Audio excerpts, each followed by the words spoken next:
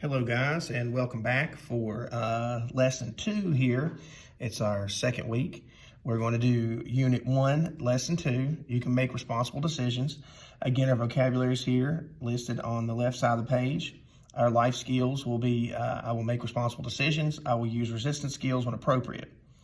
I will, again, tell you what page it's on, and I will read the questions at the end of the book, or excuse me, at the end of the chapter. I will have a Google document online for you to answer the questions, and you can refer back to the video if you need help.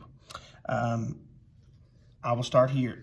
Our life skills, like I said, I will make responsible decisions. I'll use resistance skills when appropriate. A lifestyle is the way in which a person lives. You can choose to have a healthful lifestyle by making responsible decisions. A responsible decision is a decision that keeps a person and other people healthy and safe. Following guidelines for making responsible decisions on the next page will help you have a healthful lifestyle. Our list objectives: explain how to use guidelines for making responsible decisions, explain why you should follow guidelines for making responsible decisions, explain how you can resist peer pressure. That is page 10. We are moving on to page 11, how to make responsible decisions. To be committed to health, you must pledge to make responsible decisions. How can you know if decisions are responsible? Guidelines for making responsible decisions are steps a person applies to a situation to help make a decision. Our guidelines for making responsible decisions: 1. Describe the situation that requires a decision. 2. List possible decisions you might have. 3. Share a list possible decisions with a trusted adult. 4. Evaluate a possible result of each decision. Will this decision result in an action that is helpful, is safe, is legal, shows respect for myself and others? Follow the guidelines of responsible adults, such as my parents or guardians. Demonstrate good character. 5. Decide which decision is responsible and most appropriate. 6. Act on your decision and judge the results.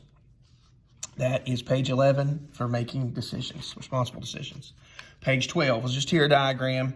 A guideline for making decisions, responsible decisions, the road to good health, and it's got listed all of our things possible. And you see the straight road here has the little fella and all the good things and the questions, and then off to the side, if you don't make good decisions, disease, accidents, injury, violence, and at the end of the road is good health. It says, is it healthful? Is it safe? Is it legal? Does it follow guidelines of responsible adults? Does it demonstrate good character? How do I show respect? And like I said, the road to good health at the bottom. We're moving on to page 13. 4 factors that influence health.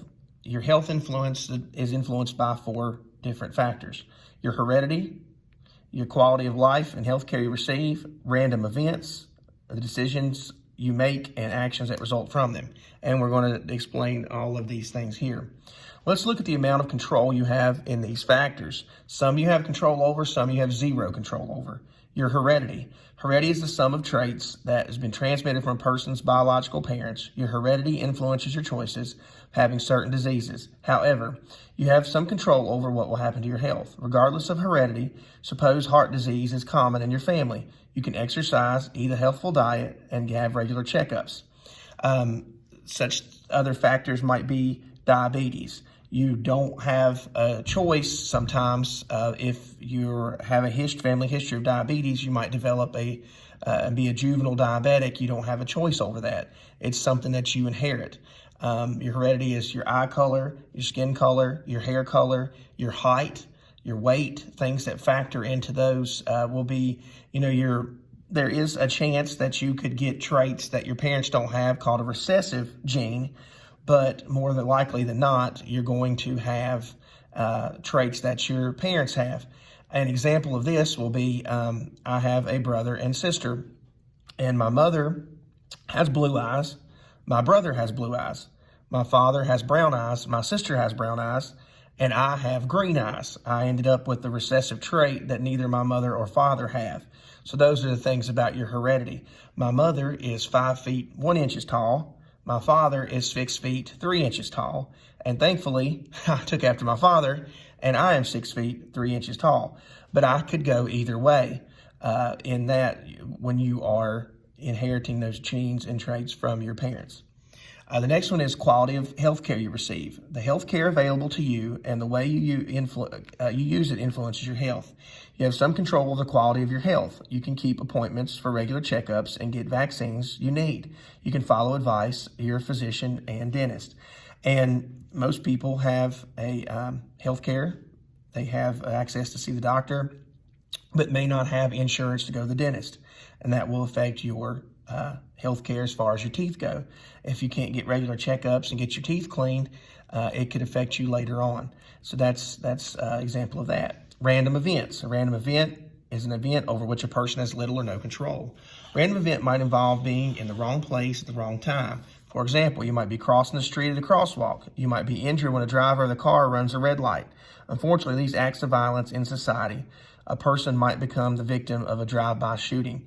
And thank goodness, we live in an area where we don't have to worry about this as much, those things like that. But, a car wreck is nothing under your control. You could be sitting at a red light. One time, my wife and my mother-in-law and myself and my 2 daughters were coming back from her cousin's wedding. We were sitting at a red light and we got rear-ended. There was nothing that I could do. It just happened to come up behind me. I saw him coming, but there was no time for me to react, or I was sitting still to be able to move, and we were rear-ended. That was a random event. Thank goodness nobody was hurt, but those are things that you can't control. A decision you make and actions result from them. The factor over which you have control. Looking at illustration on the left, which is the road to good health. Imagine you're traveling a road to good health. The guidelines for making responsible decisions serve as a road sign to guide you in the right direction. Always ask the 6 questions on the road signs when you do not know what direction to take. Accidents, injury, disease, and violence might be around you. The guidelines for responsible decision making will protect you. And this is not like, well, should I go do my homework? That's a given. We're talking about the responsible decision making, like some fellas that you hang out with, some of your friends in the neighborhood. They're like, hey, we're going to run around and egg some houses, okay, or egg some cars.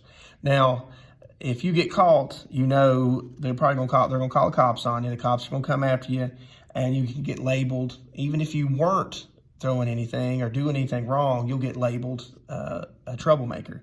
So that's the decisions we're talking about here. Some big decisions in your life, not whether to wake up in the morning and put your clothes on, choose what clothes to put on, I should say, to wear to school. You don't need to. Does that do this and that? These are big decisions. Like if you have a question of whether you should do something or not, you should run through these guidelines. But I always talk to a trusted adult. I tell my students every year, you can talk to me. We've got a guidance counselor. We got really good, Mr. Brown, Mr. Smith are great principals here at the school. And you can talk to those guys and they will help you any way we can. We've got a lot of good teachers here. That was page 13. We'll go over to page 14 here. How to resist negative peer pressure. Sometimes peers try to influence your decisions. Peer pressure is a pressure people put in a similar age, place, on person that behave a certain way.